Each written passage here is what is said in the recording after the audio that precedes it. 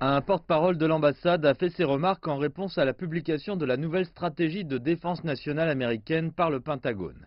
Le document place la Chine et la Russie au sommet des menaces militaires pour les États-Unis. Le porte-parole a réaffirmé que la Chine était toujours engagée dans le maintien de la paix mondiale et de l'ordre international. Le porte-parole a mis l'accent sur le fait que Beijing recherche des partenaires mondiaux et non la domination mondiale. Il a ajouté qu'une relation américano-chinoise stable servait les intérêts des deux peuples et du monde. Suite à la publication de ce document, le secrétaire américain à la Défense, James Mattis, a prévenu que les États-Unis ne se déroberaient face à aucun défi.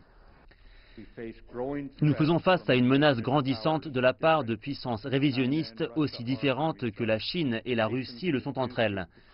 Les pays qui cherchent à créer un monde à leur image autoritaire, qui cherchent à imposer leur vue sur les décisions économiques, diplomatiques et sécuritaires d'autres pays et qui menacent l'expérience américaine de la démocratie, doivent savoir que le jour où elles nous défieront sera pour elles le pire et le plus long. Le document dit que la concurrence entre les grandes puissances et non le terrorisme est le principal point de concentration de la sécurité nationale.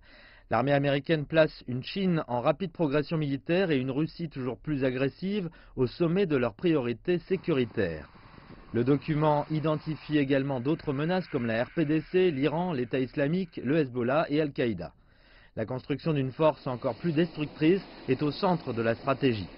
Il indique que les efforts de modernisation ne se font pas seulement sur les équipements destinés aux champs de bataille, mais aussi sur des systèmes de ravitaillement logistique et autonomes.